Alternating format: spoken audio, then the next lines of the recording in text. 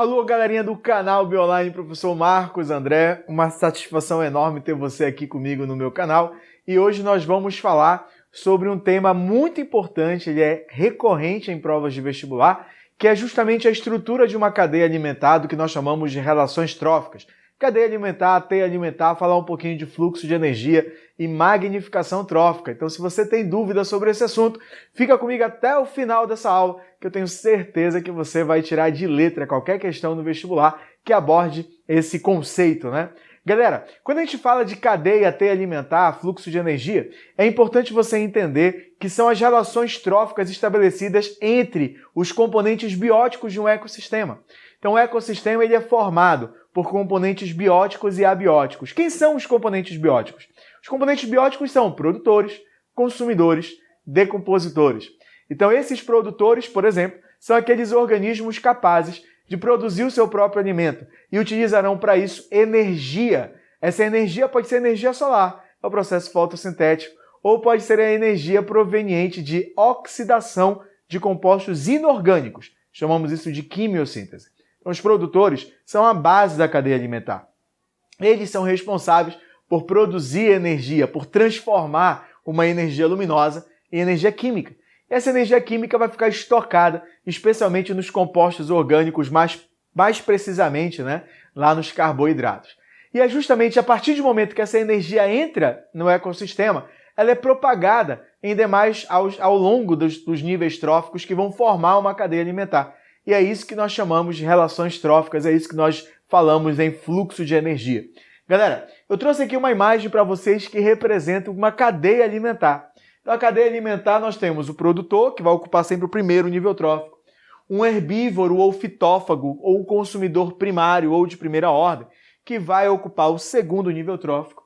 E aqui nós temos um predador, né, desse fitófago, um carnívoro, que vai ocupar o terceiro nível trófico, é um consumidor secundário, é um consumidor de segunda ordem. Eu não apresentei aqui, mas você sabe que todos esses organismos, quando morrem, entram em processo de decomposição. Aí entram os decompositores para fazer a reciclagem de nutrientes. Então, produtor, consumidor primário, consumidor secundário. Isso é uma cadeia alimentar. Galera, isso é uma cadeia alimentar. Então, toda a cadeia alimentar inicia com o produtor, passa pelos consumidores e finaliza nos decompositores. Aqui eu tenho herbívoros e aqui eu tenho carnívoros. Por que eles se alimentam? Para obter energia. Só que uma rede, um ecossistema complexo, dificilmente você vai encontrar uma cadeia alimentar. Você vai encontrar provavelmente uma rede de cadeias alimentares, um entrelaçamento de cadeias alimentares, formando o que nós chamamos de teia alimentar. Então eu tenho produtor, consumidor primário, consumidor secundário, consumidor terciário, consumidor quaternário. Eu quero agora focar com vocês aqui nessa ave de rapina. Ela é uma ave topo, é um animal topo de cadeia, está no último nível trófico da cadeia alimentar. Acompanha aqui, galera. Eu tenho primeiro nível, segundo nível, terceiro nível, quarto nível, quinto nível trófico. Quinto nível trófico, consumidor quaternário. Mas acompanhe o raciocínio. Eu tenho várias cadeias alimentares. Eu tenho produtor, primário, secundário, terciário, quaternário. Produtor, primário, secundário, terciário, quaternário. Produtor, primário, secundário. Então essa ave, ela é consumidora quaternária ou de quarta ordem e consumidor de segunda ordem ou consumidor secundário. Marcos, e qual é a vantagem dessa ave estar ocupando dois níveis tróficos diferentes em uma teia alimentar? Isso você tem que tomar muito cuidado porque envolve o conceito de fluxo de energia.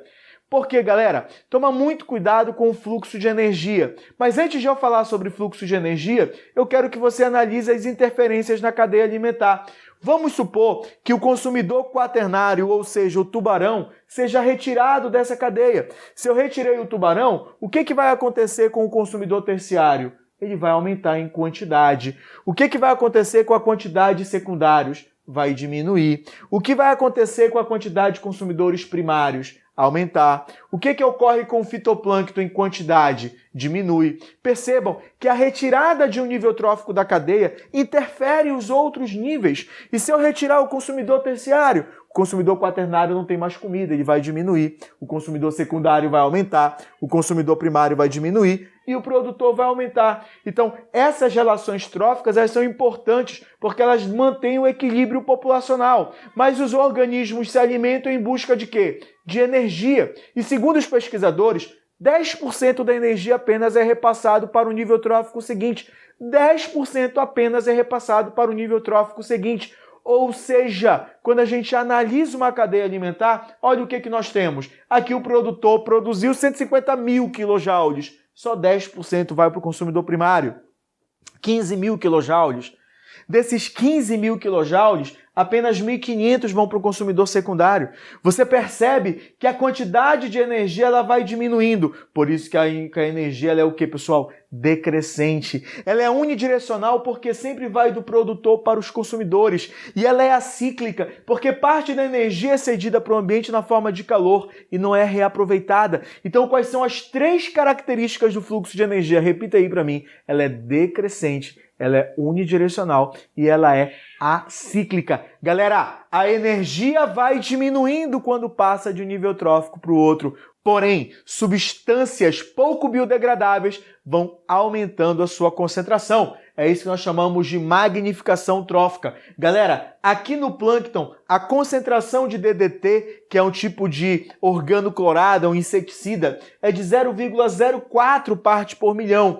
Nos peixes pequenos, 0,5. Nos peixes grandes, 2. Nas águias, 25. Então, o que aconteceu com a concentração de DDT com o passar dos níveis tróficos? Aumentou. Então, o topo da cadeia alimentar sempre vai ser o mais prejudicado, porque a concentração dessas substâncias prejudiciais vai ser maior. Isso pode acontecer com o mercúrio, mais precisamente o metilmercúrio, que é o que nós chamamos de forma orgânica do mercúrio, que é produzido de maneira anaeróbica por bactérias em regiões onde há contaminação por esse metal. Pode acontecer com chumbo, pode acontecer, por exemplo, com heptacloro, com TBT. Então você percebe que essas substâncias vão ficando cada vez mais concentradas ao longo da cadeia alimentar. Então toma muito cuidado. Há uma grande diferença quando a gente trabalha a magnificação trófica e quando a gente trabalha o fluxo de energia. A energia vai diminuindo e essas substâncias pouco biodegradáveis, a concentração delas vai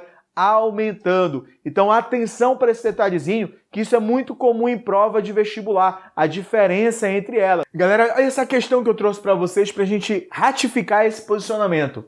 Veja, em um ecossistema é observada a seguinte teia alimentar: alga, inseto, peixe, ave, alga, molusco, peixe, ave, alga, molusco, ave. Então, o que ele quer? O menor nível trófico ocupado pelas aves. Veja, primeiro, segundo, terceiro, quarto. Primeiro, segundo, terceiro.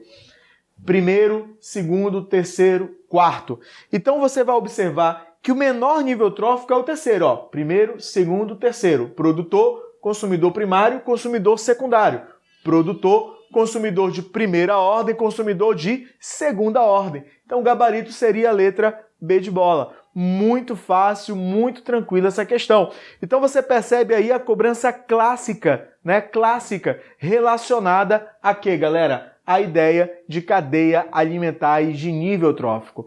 Se você gostou, ficou comigo até o final, agradeço do fundo do meu coração e peço para você se inscrever no meu canal, ativar o sininho das notificações e caso você queira fazer os meus cursos, vai lá no bioonline.com.br e inscreva-se, matricule-se, por exemplo, no Gabarita Bio, que são as minhas mentorias que vão iniciar a partir do dia 5 de maio. Te espero no próximo vídeo aqui do canal Bio Online.